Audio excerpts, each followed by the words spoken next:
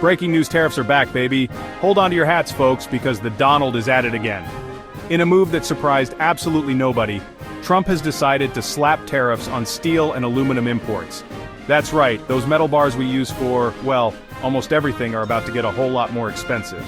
This all went down on Air Force One because where else would you announce potentially devastating economic policies?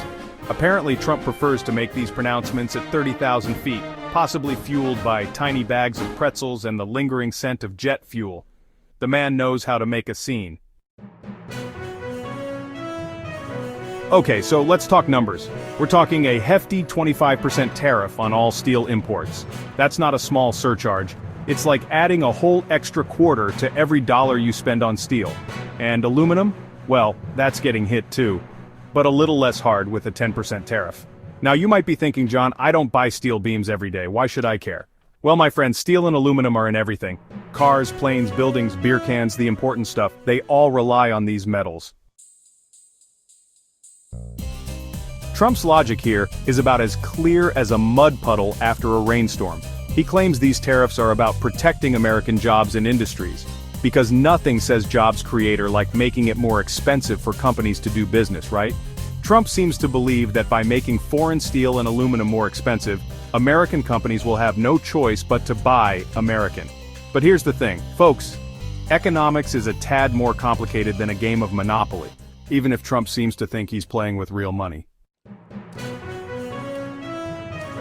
This isn't Trump's first rodeo with tariffs. Remember back in 2018 when he hit steel and aluminum with tariffs? Yeah, good times. That little adventure cost American businesses billions of dollars, and guess what? It didn't really bring back all those manufacturing jobs he promised. History, it seems, is not Trump's strong suit. He's like that friend who keeps trying the same bad pickup line, convinced that this time, it'll work. Spoiler alert, it won't. Section 5. Buckle up, auto industry, this is gonna hurt. So, who's gonna feel the pain from these tariffs? Well, first in line is the auto industry. Cars are basically metal on wheels, and that metal just got a whole lot pricier. That means car manufacturers are going to have to either eat the cost or pass it on to consumers. And it's not just cars. The aerospace industry, construction, you name it. If it uses steel or aluminum, it's about to get hit in the wallet. Section 6. Steel numbers don't lie, but they can be confusing. Now let's wade into the murky waters of steel import and production data. Canada and Mexico, our friendly neighbors to the north and south, are actually two of the biggest steel exporters to the US. So by slapping on these tariffs, we're basically telling our buddies, thanks for the metal, but we'd rather pay more for it from someone else. Makes perfect sense, right? And here's another fun fact. Even with the tariffs back in 2018, US steel production didn't magically skyrocket. It went up a bit, but not enough to offset the drop in imports. So basically, we ended up with less steel and higher prices. Winning. Section 7. Steelworkers rejoice. Others, not so much. Okay, so not everyone is upset about these tariffs. The American Iron and Steel Institute, which, shockingly, represents the interests of the steel industry, are over the moon. They've been lobbying for protectionism for years, and they finally got their wish. But for everyone else who relies on steel and aluminum, it's not such good news. Get ready for higher prices, folks, because the cost of, well, everything is about to go up. Section 8. The world is watching and plotting revenge tariffs. Now, you didn't think the rest of the world was just going to sit back and take this lying down, did you?